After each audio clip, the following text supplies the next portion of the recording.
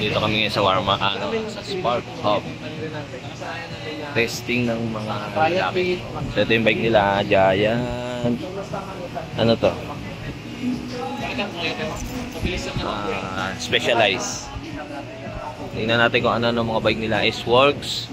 Victoria to, Victoria. Ayan o. Jude. Tapos national champion si Nash. Factor. Cervelo ulit. Ano ba itong Cervelo na to? Kila ano? Kila Excellent. Colnago. Giant. So ang mga bike dito, Giant, Colnago, Cervelo, Factor, Specialized. Giant ulit. Patay low. Stretching. So isa-isayin natin ha. John Ray Navarra, Jude Gabriel, Nicole Parea.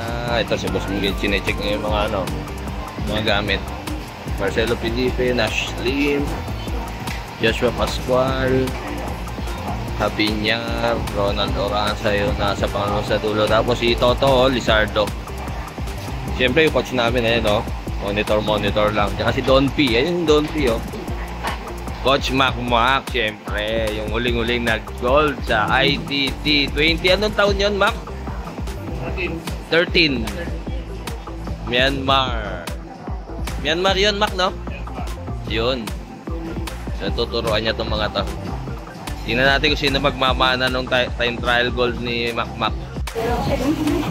So, from left to right tayo, Toto Lizardo, Jeremy Lizardo, Ronald Oranza, Joshua Pascual, Joseph Abinyar, Nash Lim, yun yung nag-aayos ng headset niya, Marcelo Felipe, Nicole Pareha, tapos si Jude Gabriel, tapos yung pinaka nasa dulo si Jun Ray, tapos yung nagko-coach siya, yan, nagbibigay ng instruction, nagmo-monitor.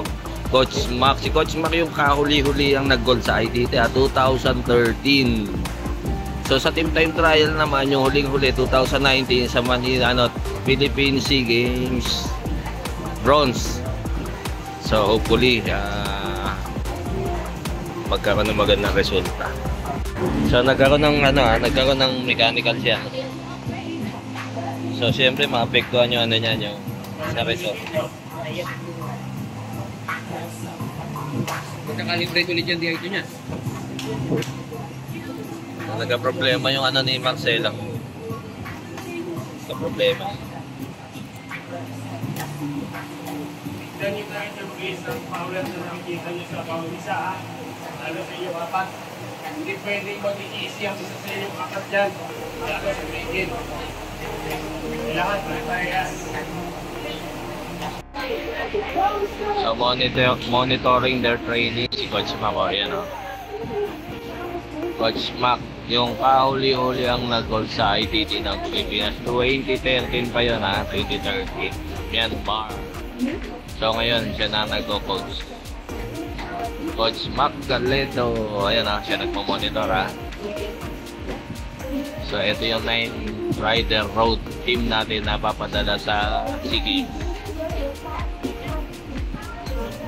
Yung Ray Navarra, Jude Gabriel, Nicole Pareha, Marcelo Felipe, Nash Team, yung national ITT champion natin yan, yung Rico Lebo. Tapos si Habinyar, yung national criterium champion natin, si Pascual, yung Eagle of the Mountain ng Tour of Luzon, si Ronald Oranza, yung double bronze medal ng Cambodia SEA Games sa City Santo.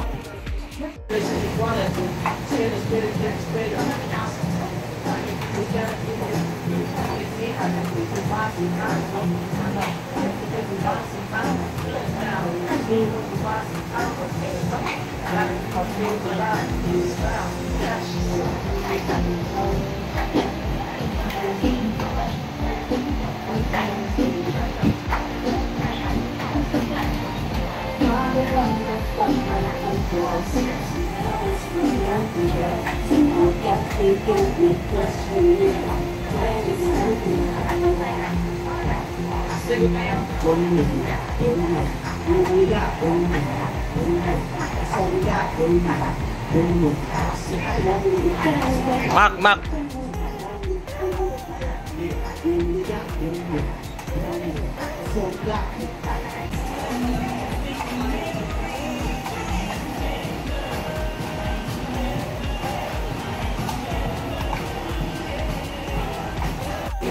Ayan ha, for your power-based indoor training. Kahit umuulan, kahit bumabagyo, dito na tayo sa Spark Hub.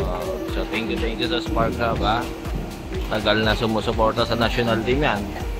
Spark Hub by Boss Miguel, Oscar Miguel. Ayan o, yung nakakulay blue. So, salamat. Ayaw niya magpabanggit pero babanggitin ko kasi talagang sumusuporta yan. Yan na talagang Philippine cycling team supporter. Sa mga gustong sumuporta, ayan mga Philippine team natin. Hindi niya naman suportahan, tulungan niyo personal Mahirap kasi yung hindi na tumutulong. Ay, okay na magtutong. Basta sa kami, nagpapasalamat kami sa lahat na tumutulong. Tumusuporta.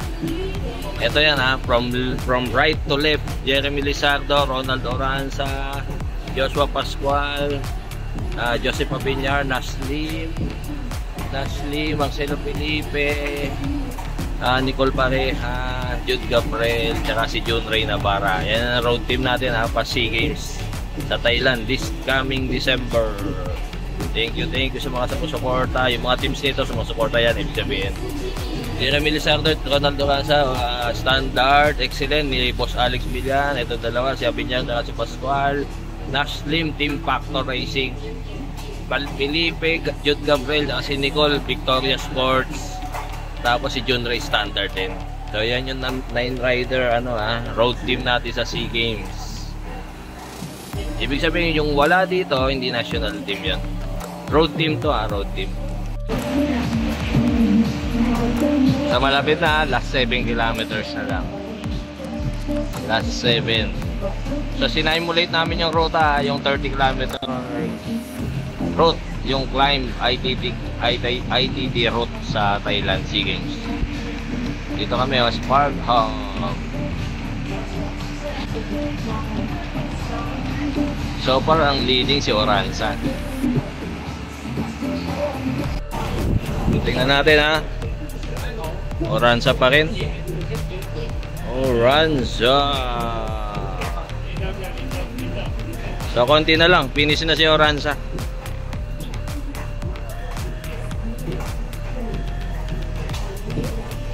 Last 500 meters para kay Ronald Oranza, the Big O. Ayun tingnan natin kung ano time niya. Si Coach Mac nung nakaraan 1:04. Si Big O running 57. So 7 minutes faster. Pero di pa tapos 57:09 na si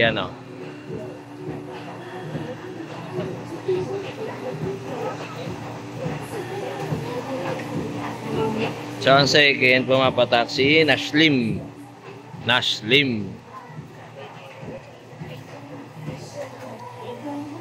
Kalma lang.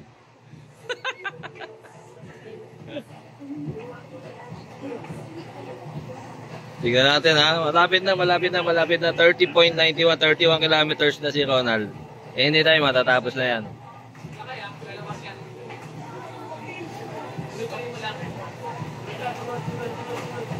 Tuloy lang.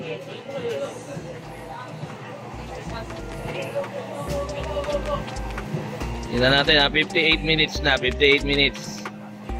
So 6 minutes ahead na si Piyawan natin. Oop.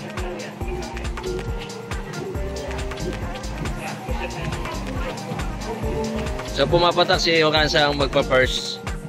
Oranza and then wala na yung distance Okay na? Okay. Champion Oranza.